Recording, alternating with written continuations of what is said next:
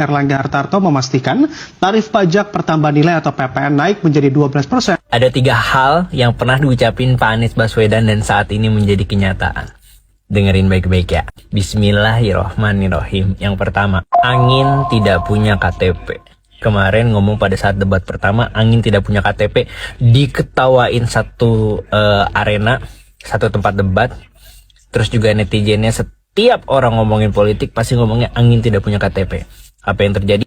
Dikasih lihat yang sebenarnya angin tornado yang katanya pertama di Indonesia. Beritanya kan ramai katanya yang pertama di Indonesia. Tahu kan kemarin di mana beritanya? Itu menandakan apa? Bener-bener angin tuh memang nggak punya KTP. Angin tidak bisa menentukan arahnya kemana. Yang dimaksud itu banyak netizen khususnya generasi Gen Z yang masih nggak ngerti. Bahkan dikasih fenomena kemarin pun masih nggak ngerti.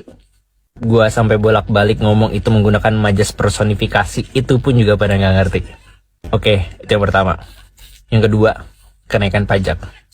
Pak Anies berjanji dan timnya yaitu akan menaikkan pajak pengusaha-pengusaha atau orang-orang terkaya. Nggak pernah ngomongin akan kenaikan pajak untuk rakyat. Bener-bener dia mau naikin pajak untuk orang-orang yang paling kaya di Indonesia untuk menstabilkan ekonomi yang ada di Indonesia.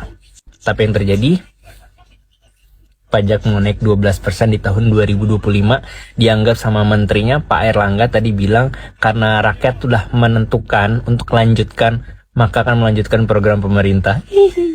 Yang ketiga yang lagi maraknya, yang lagi ramenya adalah kasus salah satu maskapai penerbangan di mana pilot sama kopilotnya itu tertidur pulas. Bukan tanpa alasan, kok bisa sih yang ngendarain pesawat malah tidur? Dikarenakan apa? Dikarenakan capek ngurusin anak kembar. Jadi gantian sama istrinya. Ingat gak, Pak Anies tuh punya janji kalau dia terpilih, bahkan suami aja dapat cuti melahirkan dari istrinya itu selama 40 hari. Walaupun dia tidak melahirkan, dia tetap bekerja sebagai mestinya tapi dapat cuti 40 hari. Demi apa? Demi membantu sang istri. Segitu detailnya diperhatikan. Karena apa? Karena ada faktor keselamatan. Nggak kepikiran ke situ kan untuk pendukung yang lainnya? Pak Anies sudah mikirin sama timnya sampai sedetail itu. Untuk apa? Untuk siapa? Untuk rakyat. Jadi berpengaruh 40 hari untuk cuti? Iya dong, pastinya. Intinya adalah Pak Anies itu arahnya untuk siapa? Untuk rakyat. Bukan untuk kepentingan sendiri atau timnya. Cuti 40 hari diketawain sama orang-orang awalnya.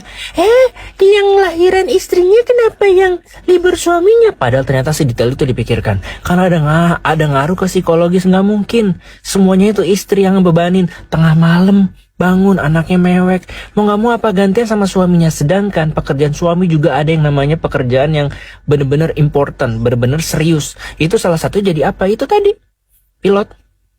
Ini baru 3 fakta yang kebongkar. Gitu guys.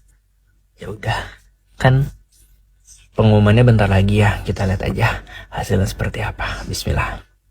Menurut kalian gimana? Tulis di komentar yuk.